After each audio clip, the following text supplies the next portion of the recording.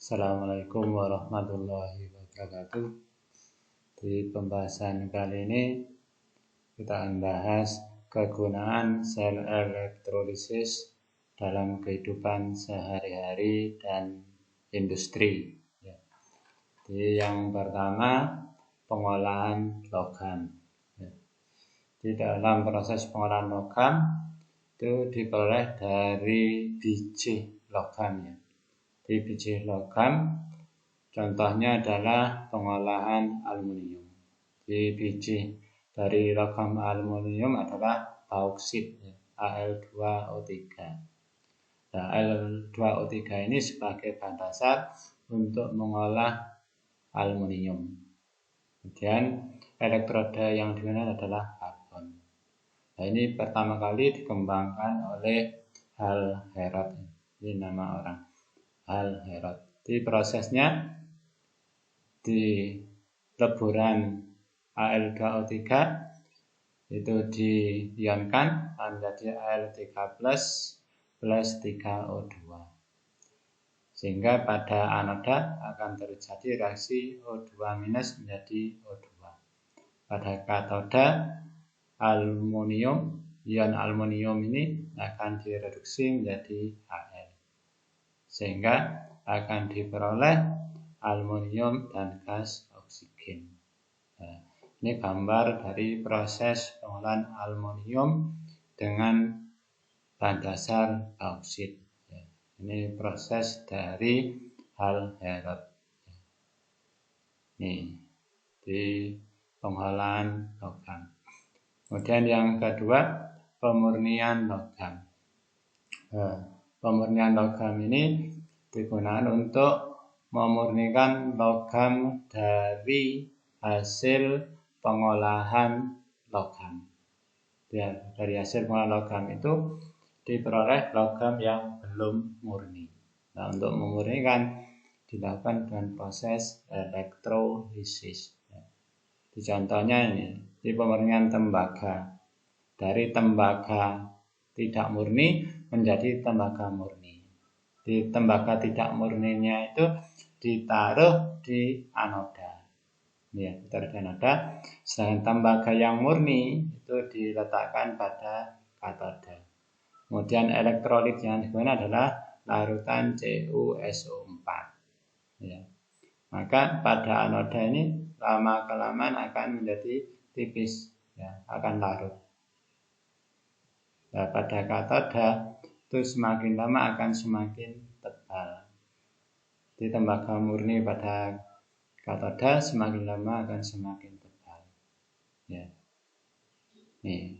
Sehingga reaksinya Cu pada anoda dari elektrodanya akan teroksidasi menjadi Cu2+. Kemudian pada katoda kation dari elektrolit akan tereduksi menjadi Cu. Sehingga Cu yang tidak murni menjadi Cu yang murni. Sehingga proses penebalan ini sudah diperoleh tembaga yang murni. Ini yang kedua. Dan yang ketiga adalah pelapisan logam. Pelapisan logam atau istilahnya itu electroplating. Electroplating, pelapisan logam. Di fungsi dari pelapisan logam ini gunanya adalah untuk melapisi logam sehingga diperoleh logam yang tampilannya menjadi lebih menarik, dan yang kedua tahan terhadap korosi. Jadi lebih menarik dan tahan korosi. Jadi kalau istilahnya dalam kehidupan sehari-hari itu namanya penyepuhan. Jadi contohnya ini pelapisan besi oleh tembaga. Di logam pelapisnya itu adalah tembaga yang dilapiskan pada besi. Di pelapisnya tembaga, melapisi besi. Dengan elektrolit itu sama dengan pelapisnya. Karena pelapisnya tembaga, maka elektrolitnya adalah larutan CuSO4. Maka pada anoda ya, pada anoda tembaga akan teroksidasi. Ya, ini akan teroksidasi menjadi CO2+. Nah, ion tembaga pada larutan akan tereduksi menjadi CO, sehingga lapisan besi pada kunci ini akan dilapisi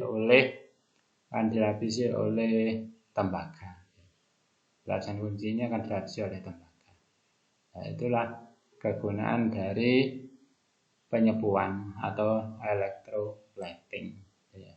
Itu kegunaan dari sel elektrolisis dalam kehidupan sehari-hari. Jadi ada 3. Yang pertama pengolahan logam, yang kedua pemurnian logam, yang ketiga adalah electroplating. Ya. Berikutnya ke hukum Faraday. Hukum Faraday 1, di massa zat yang tersilan pada suatu elektroda selama proses elektrolisis berbanding lurus dengan muatan listrik Q yang digunakan. Di M, massa dari proses elektrolisis itu sebanding dengan muatan yang digunakan. Nah, muatan itu sama dengan kuat arus kali waktu. Sehingga massa itu sebanding dengan kuat arus kali waktu. Sehingga kuat arusnya itu semakin tinggi, massa yang dihasilkan pada proses elektrolisis itu akan semakin banyak. Waktunya semakin lama, juga massa yang diperoleh pada proses elektrolisis juga akan semakin banyak. Nah, muatan listrik yang digunakan dalam elektrolisis itu berbanding lurus dengan jumlah mol elektron, disingkat dengan Ne. Jadi secara eksperimen, 1 mol elektron memiliki muatan listrik sebesar 96.500 Coulomb. Nah, nilai muatan listrik ini ditetapkan sebagai konstanta Faraday. Konstanta Faraday. Sehingga muatan Q sama dengan mol elektron kali Faraday. Sehingga mol elektron sama dengan muatan listrik dibagi 96.500. Tuh. Nah, contohnya ini. Di 1 liter larutan ZnSO4 0,01 molar dielektrolisis dengan menggunakan arus 10 ampere selama 19.300 detik. Tentukan reaksi pada anoda dan katode. Dan yang B, massa zat yang mengendap di katode. Yang C, volume gas di anoda pada keadaan STP. Nah, reaksi elektrolisisnya ini. Diionkan dulu dari elektrolitnya adalah Zn12 plus SO4 di anoda berarti yang dioksidasi adalah SO4 2-. Karena sisa asam, maka yang dioksidasi adalah air. Pada katoda itu yang direduksi adalah kationnya Zn2 plus menjadi Zn. Hingga reaksi akhirnya ini H2O plus 2Zn2 plus menjadi 4H plus O2 plus Zn. Dan yang B, massa yang mengendap di katoda. Kita cari dulu mol elektronnya. Di kuat arusnya 10 ampere, waktunya 19.300 detik dibagi 96.500. Sehingga diperoleh 2 mol elektron. 2 mol elektron. Nah, reaksi di katoda ini Zn2 plus 2E menjadi Zn. Nah, mol elektronnya itu sama dengan 2 mol. Nah, kita geser ke Zn. Karena koefisien dari elektron adalah 2, kita geser ke Zn, koefisien dari Zn adalah 1, sehingga mol dari Zn adalah 1 mol. Nah, sehingga massa dari Zn adalah mol kali AR Zn. 1 kali 65, sehingga diperoleh 65 gram. Di massa Zn pada katoda 65 gram. Dan yang C, volume gas di anoda. Nah, ini volume gas di anoda, reaksi di anoda ini. Nah, tadi pada mol elektronnya adalah 2 mol elektron.